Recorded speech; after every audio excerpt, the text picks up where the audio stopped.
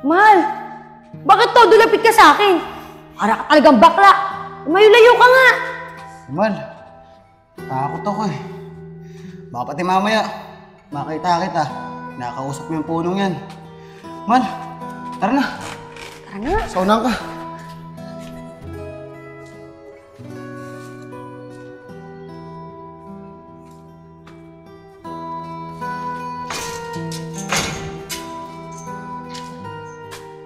Ay, nako. Pagod ah.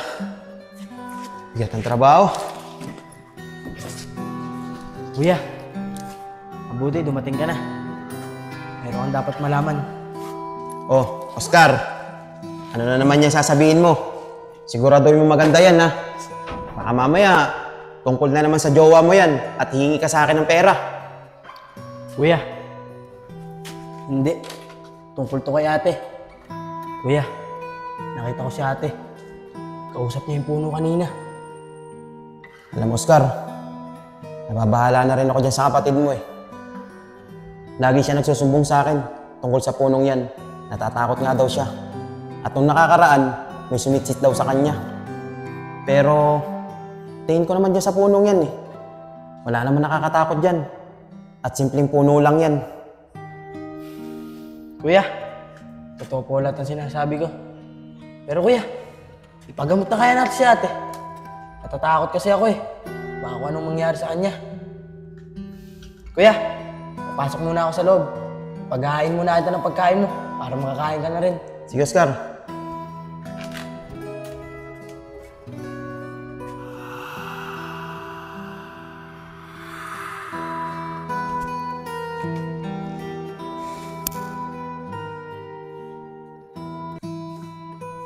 Mahal, ayoko na makikita ang kausap mo si Mariela. Baka si mamaya eh, mahawa ka sa kanya. Tsaka, tingin ko rin sa babaeng yun. May toyo na yun. Mahal, grabe ka naman magsalita sa kanya. Hindi mo pa nga siya lubusang kilala eh. Hinuhusgahan mo kagad siya. Pero mahal, sa tingin ko kay Mariel, naiengkanto siya dun sa punong yun. Naiengkanto ka dyan. Huwag ka magpaniwala sa ganun. Hindi totoo yun. Sabihin mo, nasisiraan na siya ng bait. Tsaka ikaw na nga nagsabi, di ba? Di pa natin siya lubusang kilala. Baka mamaya eh, kailangan silang ganun.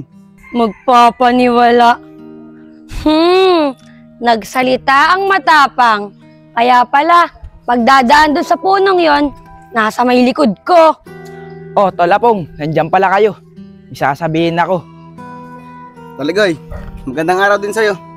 Siya nga pala, ano yung sasabihin mo sa amin? Tolapong, kagabi, dumaan ako dun sa puno ng sampalok. Nakita ko yung babae. Kinakausap niya yung puno. Wala naman katao-tao dun. Igoy, yung tinutukoy mo bang babae? Yung may kulay ang buhok? Oo, Shane, yun nga yun. Apong, hindi lang pala tayong dalawa ang nakakita sa kanya. Pati pala si Igoy. Teka, Shane, kilala mo siya? Oo, Igoy. Kilala ko siya. Mariel ang pangalan niya. Ah, ganun ba? Sige, Apong Shane, diyan muna kayo ah. Sabi ko sa'yo, mahal eh. Nawawala na sa katinoan yung babaeng yun. Tara na nga! Ikaw talaga. Pinobola mo na naman ako. Mahal, dalihan natin.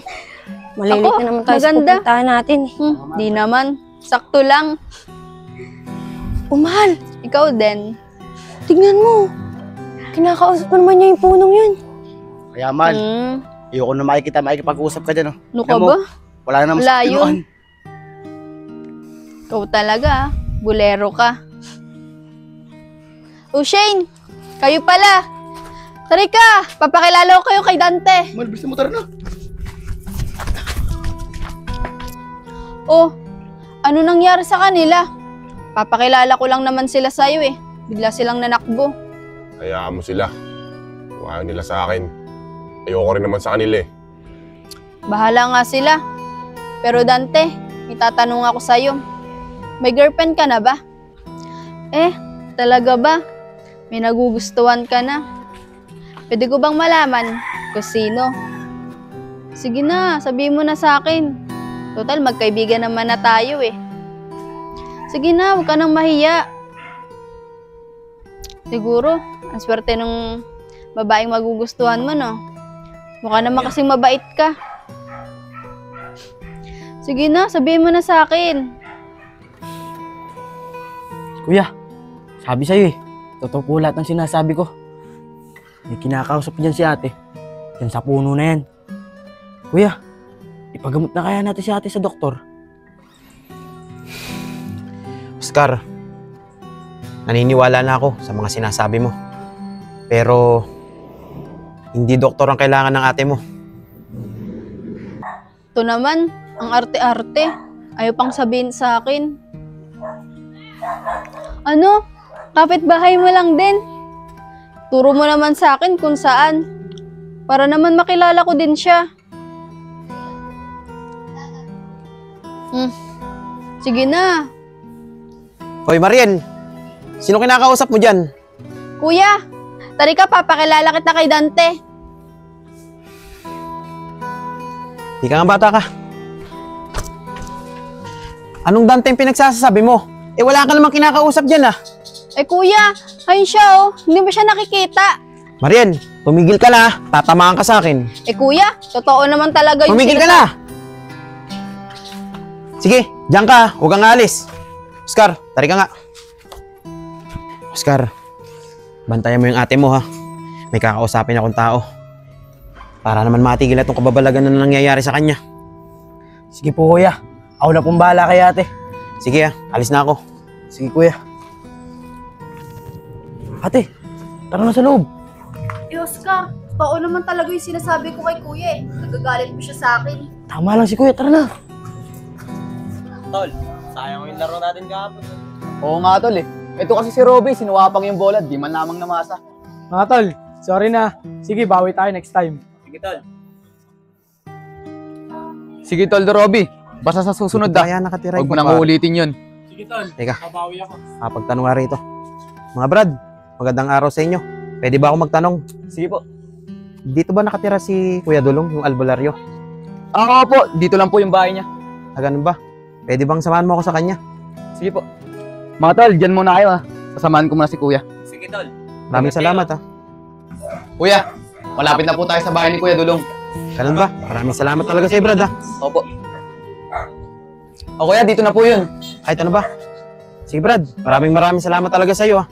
Sige po kuya, walang anuman po. Eh paano po, dyan na po kayo. Sige, Babalik sige. na po sa tropa ko. Sige, Sige po. salamat ha. Sige po.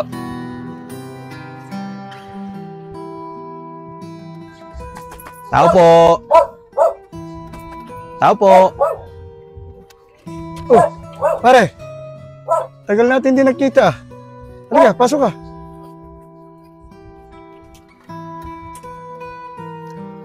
Oh, pare, bigla niya ata ang punta mo. May tutulong ba ako sa iyo? Pare, hindi na ako papaligoy-ligoy pa.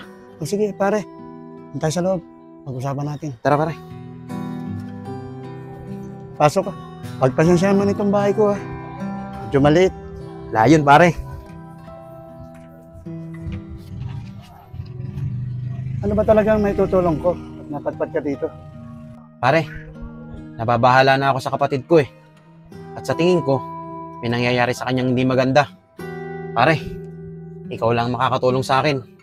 Sige pare, sabihin mo sa akin kung ano yung nangyayari sa kapatid mo. Pare, kanina kasi, nakita ko siya. Kinakausap niya yung puno.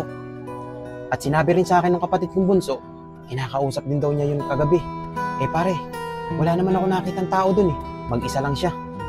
Pare, nababahala na talaga ako sa pwedeng mangyari sa kanya eh. Ganun ba pare? Ang ginagamit ko lang pare, nagtatawas, naghahagot. Pero susubukan ko.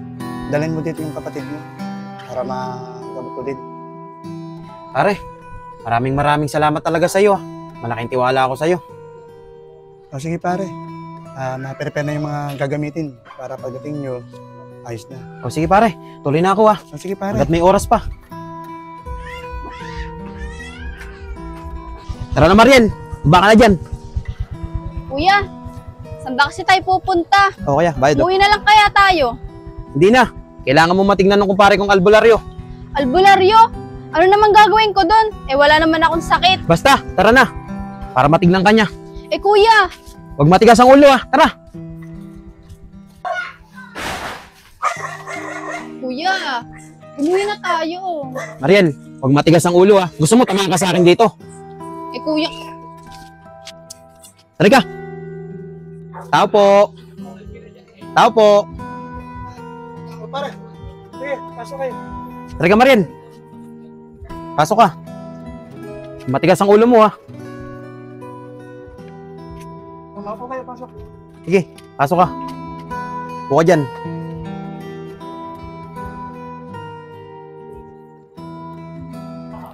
Pare, siya ba yung sinasabi mong kapatid mong gagamutin ko?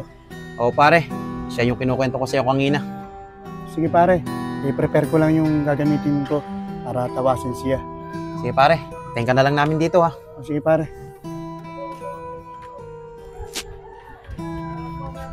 Ikaw pag tinatawas ka no kumpare ko huwag ka malikot. Ayaw ko matigas ang ulo dito Mariel ha. Nasabi ko sa'yo, pag pinahiya mo ako, tatamaan ka sa akin. kuya naman eh. Sabi ko naman sa'yo, wala akong sakit. Papatawas mo pa ako dyan. Baka mamaya, kung ano yung gawin sa akin yan. Pasensya na kayo. Pare, ito muna ang gagamitin ko para tawasin siya.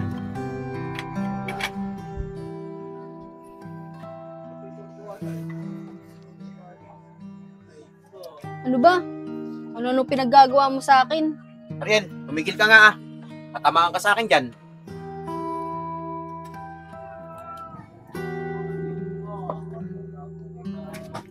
Ikaw sabi ko sa'yo Ikaw matigas ang ulo rito.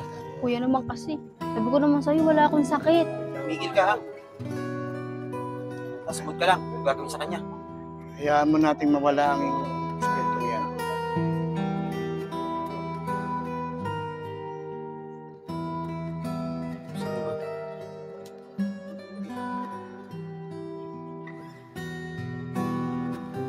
Tingnan mo, kung ano yung pinaggagawa niya. Hingi dyan. Hingi ka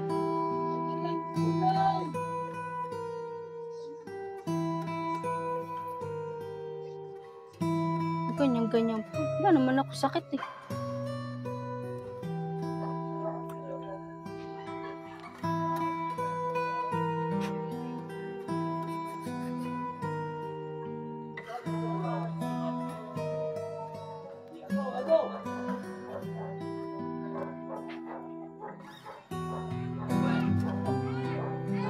Pre, masama to. Nakakagusto sa kanyang kapre. Pre, huwag kang mag-alala. Igagawa ko ang kapatid mo ng pangontra laban sa kapre. Iwanan ko muna kayo rito. Sige pre. Tingnan namin dito. Maraming salamat sa iyo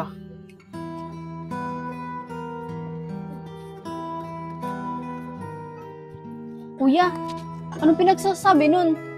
Sino naman sa akin gustong kapre? Papaniwala ka dyan. Huwag kang magpapaniwala dun. Puro kasinungalingan yung albularyong yan.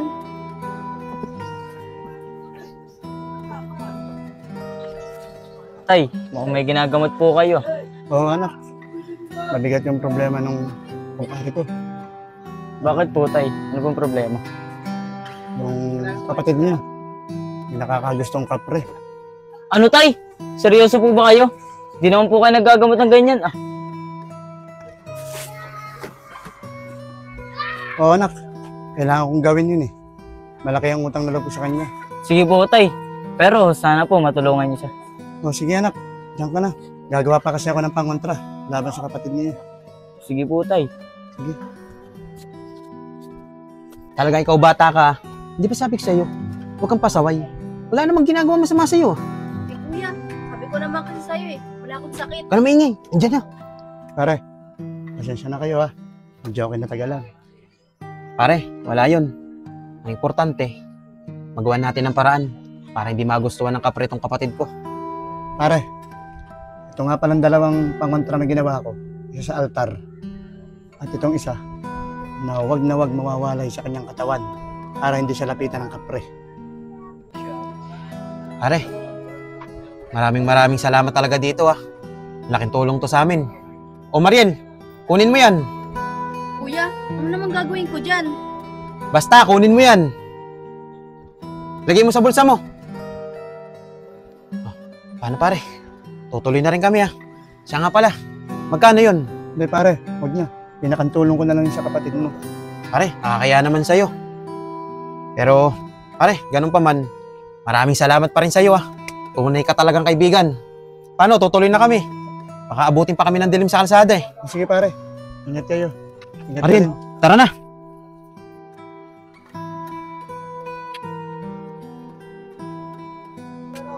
Pare, sana nakatulong ako sa'yo. At lalong-lalo na sa kapatid mo.